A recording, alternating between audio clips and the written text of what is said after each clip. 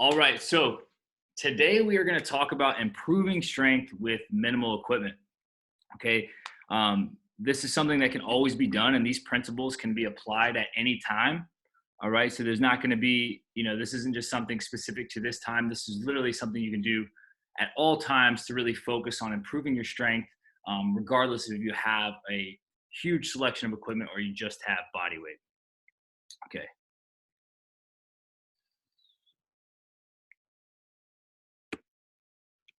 Okay, so we're going to go over CrossFit's hierarchy of athletic development. And basically, it's going to be that pyramid. Then we're going to go over mechanics, consistency, then intensity, basically, like allowing yourself to increase your potential for higher skill development by using that principle. Then it'll be training methods with body weight only, followed by training methods with limited equipment or very small piece or very few things that you would need to kind of execute this. And then we'll go over like the practical application of putting this together and how to kind of make this more personal to you based on what you have and what your weaknesses are. So the CrossFit hierarchy for athletic development, it always starts with nutrition. And I put lifestyle there as well, because this is one of those things that we can control. And if we really focus on how well we're eating, how well we're sleeping, it allows everything else to kind of be built upon that, right? So if we are not sleeping very much and we're drinking a lot of alcohol and we're not eating really well, then everything else is going to kind of suffer based off of that bottom part of the pyramid.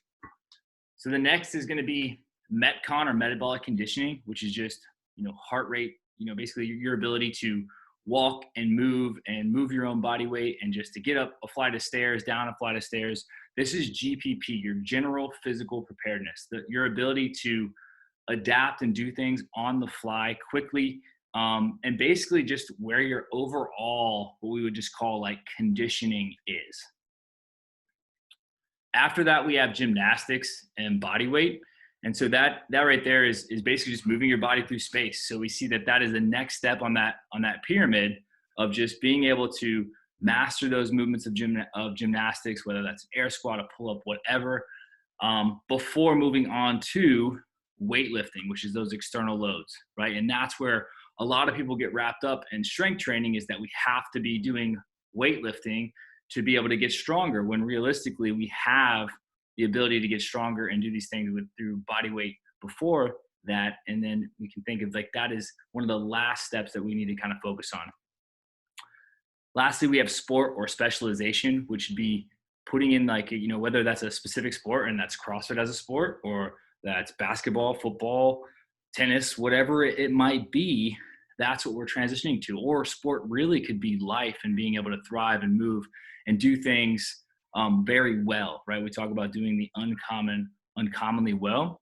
And that's what we can think about, is just being able to, that's like the pinnacle of the last thing that we're going to specialize on, right? Whatever our main goal and main purpose is.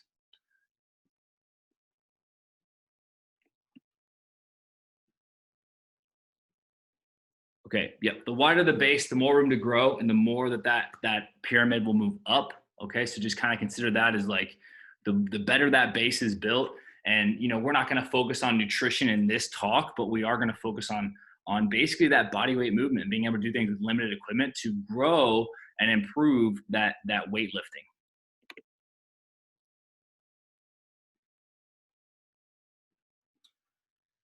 Okay. So mechanics. So the first thing to MCI is mechanics, and that's understanding and mastering the base of the movement.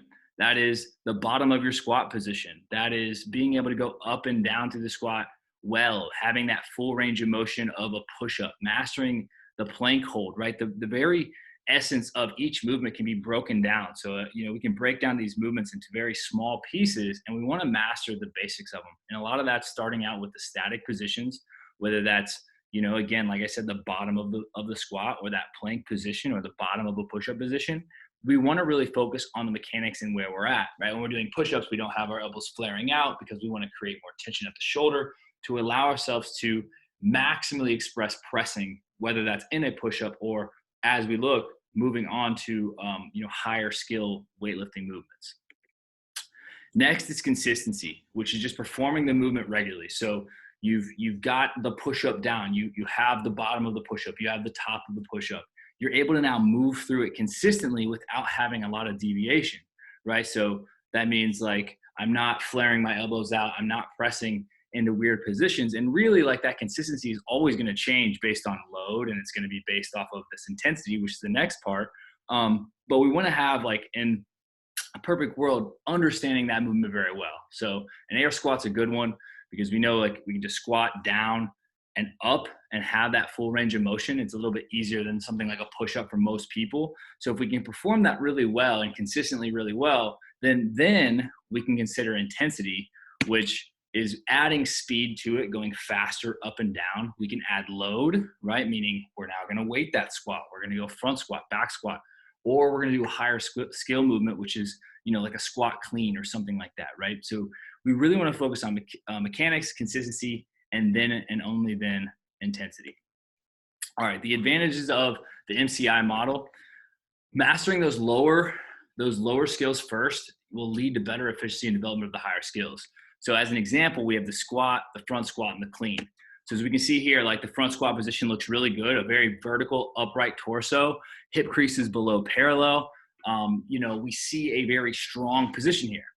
Now, as we shift over to having a barbell, we actually don't see much change here, right? We see pretty much the same exact movement or same exact position as that air squat. So if this person, say in the air squat, had their hips way back and their hips really high and their chest was really forward, most of the time we're going to see that also happens in the front squat. Now, some people are like, when they have a PVC pipe, they don't look as good, but when they have a barbell, they do. And that's because that load is pushing them down in position. And that doesn't necessarily mean that that's the most ideal. And that's what we're talking about, is the most ideal positions, meaning vertical torso, hip crease below parallel, chest up in that air squat, will translate easier and better to having an upright torso in the front squat, which will lead to that clean, where we're having that more dynamic movement, and we're still finishing with that torso upright, and we're able to stand out of it. So that's really what we think about when it comes to MCI, is that we're going to focus on that squat mechanic first, and we have that dialed in. And then we're going to then focus on a front squat, right? And we're going to dial in the front squat. We're going to make the front squat look really good. And then that will translate to being able to do cleans a lot better. And this is just the example, but that really is across the board with any movement you could come up with. That's what we're going to be looking at.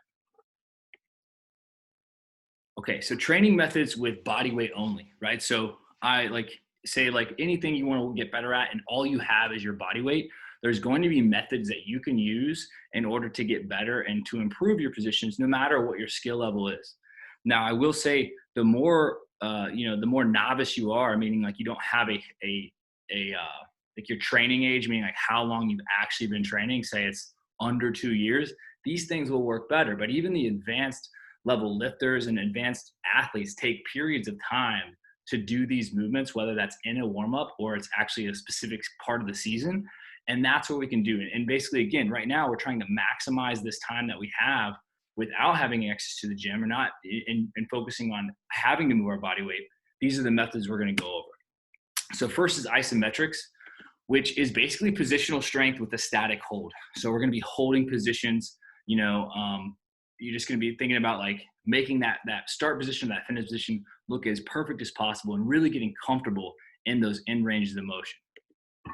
Next is tempo. So we can think building consistency with time under tension. So we're thinking like we push, we can basically tempo down, we can tempo up, we can focus on just how easily and how slowly we can move through that movement in order to build the consistency of the movement itself.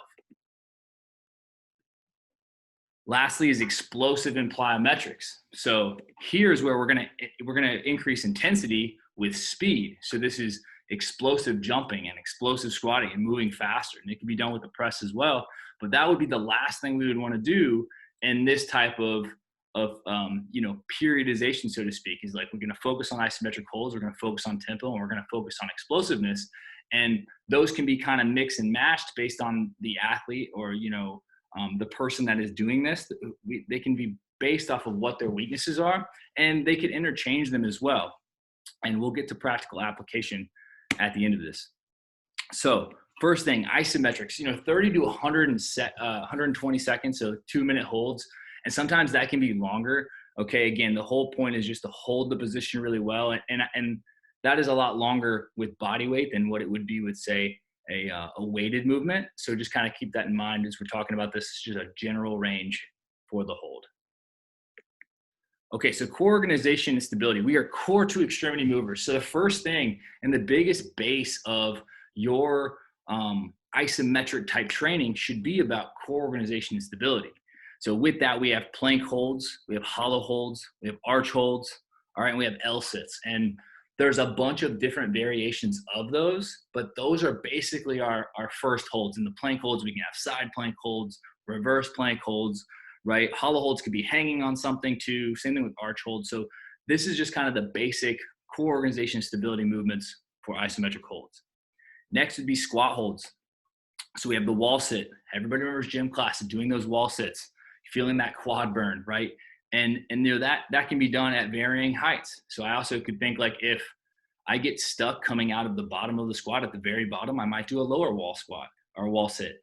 Then if maybe I'm getting above parallel, but I'm also falling apart once I get there, we can then focus on going a little bit higher. So you can really target where you're weak at with those isometric holds, right? So even if you're not using a wall, same thing. You can go to the bottom, you can go to the mid, and you can really focus on just holding those positions.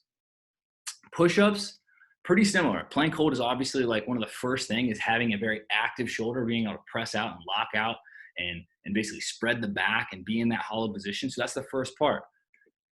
The more difficult part of that is going to be a positional push-up hold. So meaning like you can hold at the very bottom right above the ground, or you can hold in the middle, wherever you feel like your sticking point is. That's what you can focus on holding during this isometric hold. Next, tempo. So when we look at tempos, that is 5 to 7 seconds down, and that could even be longer really with body weight. And then a 5 to 20 second hold. Again, a very general guideline there is just that we're focusing on, let's take the squat as an example. As we start up and we go hips down, like hips go back and down, nice and slow. We've initiated the movement properly. Our feet are maintaining a good position with the ground, meaning that they're feeling nice and balanced. We hit the bottom position, we hold, and then we come back up and we start learning to own that position. So for the core organization stability, we have slow hollow ups. So we can be laying flat and then pulling the abs up. Like, so basically that would be the opposite of down though. It would be up 1. So you go up 5 and then you'd hold for 20 and then you can go back down nice and slow. Again, nice, slow and organized. And if that had to be a dead bug, that could be the same thing. Arch ups, same thing. So that's just laying with the stomach on the ground and pulling up and holding and back down nice and slow.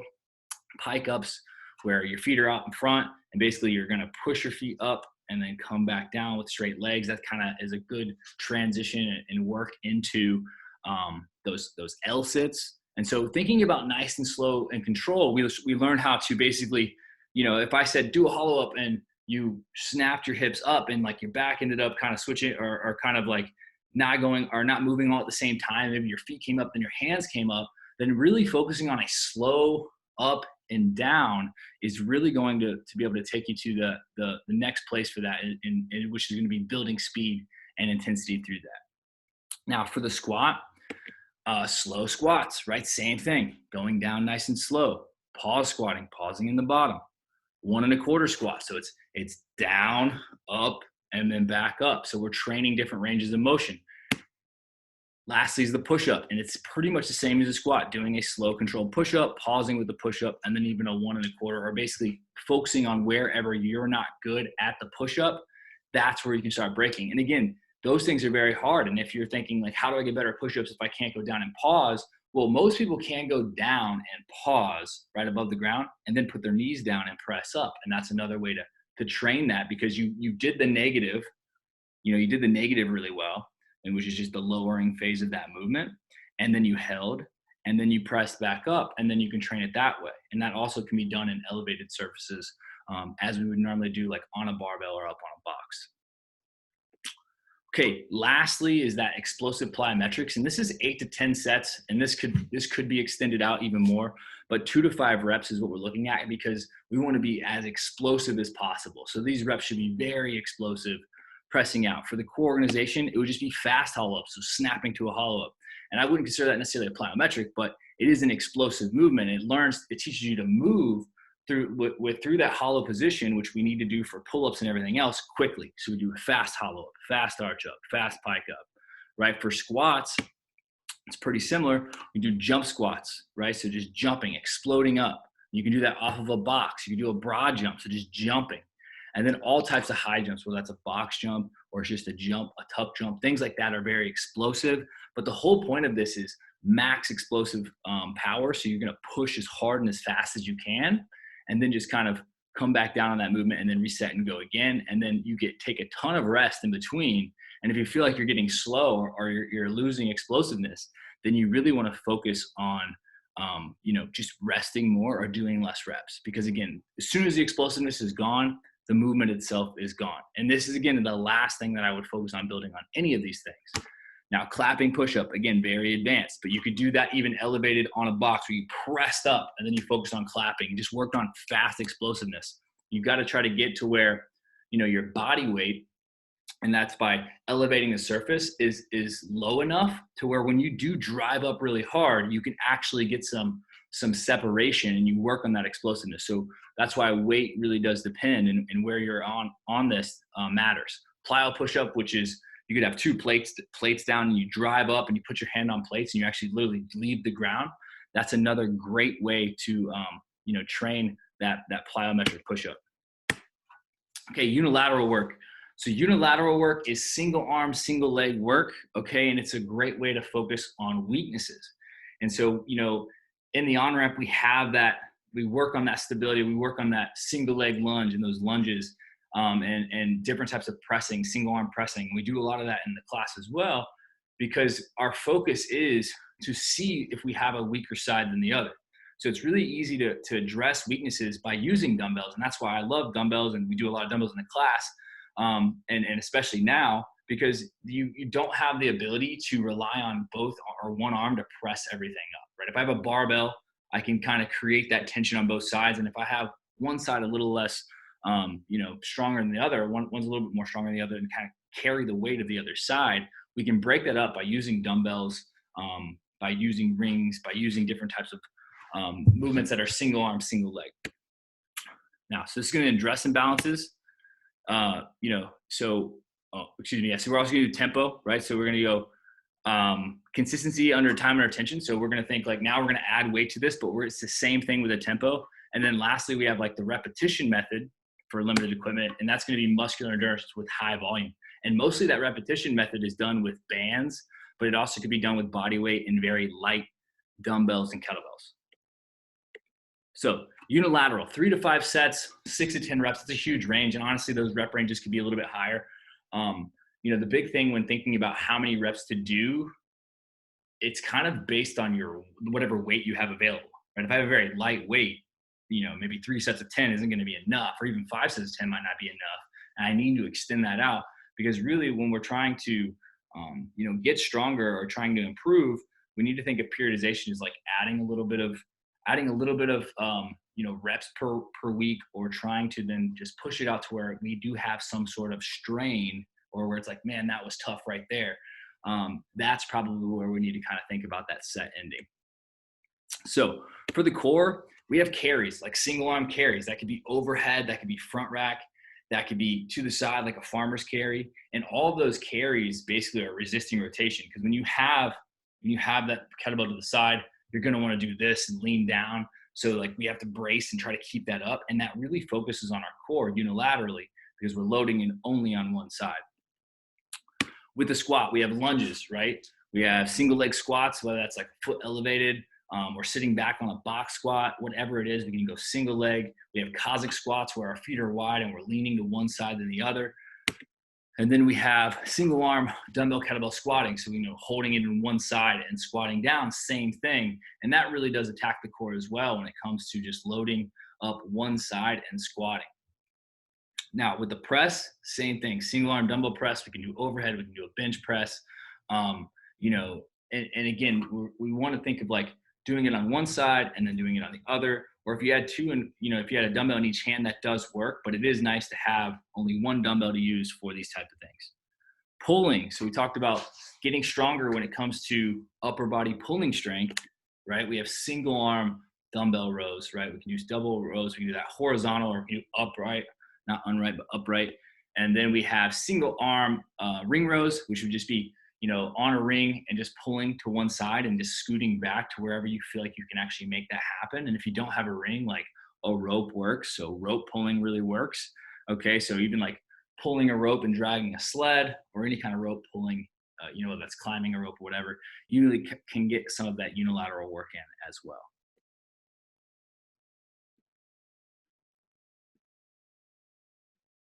Okay, am I talking too fast? Okay, sorry. I'll slow down and I'll go back to the slides as well. Okay, so let's keep rolling. And I promise I'll go back, and any slide that you think you missed, we'll pull back up at the end of this. So tempos, right? We're talking 3 to 5 seconds down, right? We'll hold for 2 to 5 seconds because now we're adding weight. And again, that is a generalization for how long that needs to be. And we can focus on that with lightweight or heavier weight. But again, the whole point is time and retention and consistency. Now with these holds, like a static hold, for this could be holding a barbell or a dumbbell or whatever in the front rack, right? So it doesn't have to be unilateral. We could just be holding it here, because then we have to focus on bracing the core. We can go overhead with 2, reaching up, again, working on core stability in that static hold. Then we have the squat, which is the same thing we talked about, but using a goblet squat and going down is a great way to warm up too. So thinking about 3 to 4 seconds down with the goblet squat, hold, drive up. That time under tension is very vital when it comes to building those positions and building that range of motion. 1 1/4 squats, as we talked about, is down, up a little bit, and then back up. And then pause squats with one way. So you can go, single arm, right? Or single leg, or, whatever it needs to be, but we can still pause with those squats as well. With the press, same thing, slow, pause, kettlebell presses, focusing on range of motion, tempoing down. Usually when we think like the down, whatever that means, is just the eccentric part of the movement. So it is literally coming down nice and slow for 5, and then pressing up and holding for 2 to 5 seconds. And that's what we're gonna be looking at doing. So we can do that overhead. We can do that as a bench press. So with pulling, same thing, pausing with the dumbbell in and going down. And the tempos, again, are a great way to not have to use as much weight. When it comes to building that strength in position, especially for pulling, is like it doesn't take that much to really make it hard by just pausing at the chest with the ring row and coming back down. Going up, pausing, and then slowly back down. That's what we're looking at for any of that. And again, you would base that tempo off of what weight you had available and what you were able to, basically like whatever you had with you, right? If you have a lot of heavy weight, it's going to be hard to do tempos. Lighter weight, it's going to be a lot easier. Now the repetition method, we do a lot of this in the accessory work at Mako when it comes to band pull aparts, and we go like banded good mornings, all of these things. And really what this does is helps build muscular endurance, but also works for like hypertrophy work. It also is good like density work, meaning like we can do a lot of reps of these in a very short amount of time. And this is a very light exercise. And it also helps with that GPP, or that general physical preparedness, because it turns into this almost aerobic, exercise of a movement. So it's a longer version of a set of a movement. So with the squat, we can squat to a box, and the goal is literally just to go up and back down nice and consistently for 2 to 5 minutes without stopping. Air squats, same thing. Alternating lunges, or even going one side than the other. And then lastly is banded good mornings, which is good. And I talked about bands being really important. And the banded good morning is one that is really awesome. And basically you're taking a band, you're setting it around the neck, you're going down and up, and it just works on the posterior chain, which does improve the squat. With the press, we can be doing elevated push-ups. So find a place that you can actually press for 2 to 5 minutes without stopping, and we start building up, muscular endurance in the triceps and in the pecs and in the actual pressing movement. But the whole goal is to be in a good position and be able to do that without pausing for 2 minutes. So even myself, like that repetition method, I would need to do some sort of elevated version of that, or do a light dumbbell press, or even a banded overhead press where I just take a band and I'm literally just pressing a band up over the head. And again, the whole point is just to move consistently. With pulling, ring rows, and that would be just moving your feet back as far as you need to. You could do banded rows, which is with a band, and you're literally just pulling a band in consistently. Hooking the band in and just pulling it straight back, straight forward. And then banded face pulls, which is just gonna be pulling to the face, okay, and then coming back down. And again, just moving that consistently. And then band pull aparts is one of those ones that we do a lot of. And this one's pretty hard for 2 minutes, but if you're just moving nice and steady and you have something to pull with, that is a great one as well. And any of the bands work, the bands we have at the gym are good, but any kind of TheraBand is really good for the repetition method. Now, practical application to these methods, as we look at like using it as a main workout, use Mako WODs, like whatever's programmed, as a guideline for like what to do today. So if it was, say, today's workout, which is very posterior chain driven, right? There was squats and there were deadlifts and there were running.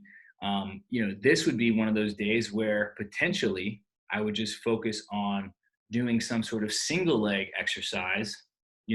Before this, so we could do some sort of heavier single leg exercise, or we could do a heavier explosive jump squat, again, small sets. So you could think about, doing some sort of plyometric jump before we did that workout.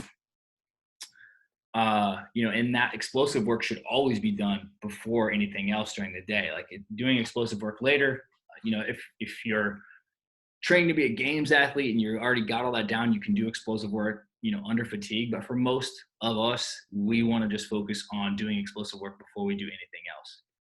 And then explosive and strength work, just kind of, if it's the same body part. So if I did some explosive leg work today, meaning I did some sort of box jumps or something, then I wouldn't do that again for at least a few days, just to allow myself to recover, because that explosive work, especially the explosive work, does take a little while to recover and the CNS to kind of come back from. Now, if you're using just body weight, you might be able to come back from that pretty quickly. But again, the whole point is that if you're crushing body weight, you're really jumping really high and you're having trouble making that making that tough enough to make a gain from it, then you'd want to add weight to that to allow yourself to keep adapting, right? So like our body's always getting used to what we're doing. So as an accessory work, same example, I would say like after that workout, I would just say, let's focus on some single leg work, right? So maybe I do some lunges, maybe I do some, rear foot elevated, split squats, whatever it might be. We can focus around the weaknesses. Now, I like to stick to the same movement for 3 to 4 weeks. And that's just kind of like, if I'm going to do split squats after my squat day, just do split squats after the squat day. And that's because if that's one that I think I can get a lot out of, I want to almost milk that for all it's worth before just moving around and changing it. Because you think of like our GPP or like CrossFit workouts are all about variance. And this is more about, sticking to one thing and hammering a weakness until it's done. And you can really get a lot from it and basically get everything out of it before moving on. And lastly, we can increase reps like from week to week or even time. So like if you're going to do some sort of tempo air squat, you can think like go down and hold for 10 seconds, right? Let's just say it's a 10-second air squat hold. And then you come up. Well, then next week, maybe we do a 12-second hold or a 15-second hold. So we're really going to work on just increasing reps and time. And that's how we kind of periodize this thing. Because again, the movements and everything are pretty simple. And it's a lot, and if we can't add weight, right? We can add time and reps to things, opposed to always having to think like I have to go a little bit heavier. I can go longer and I can do more reps. And that's what we want to focus on when it comes to periodizing this type of training. Okay, so I know that was a lot and I did kind of blast through it. And honestly, I wanted to just to try to get more to the the questions and everything. So I'm going to unmute everybody right now, and everyone's going to be able to talk. So if you don't want to be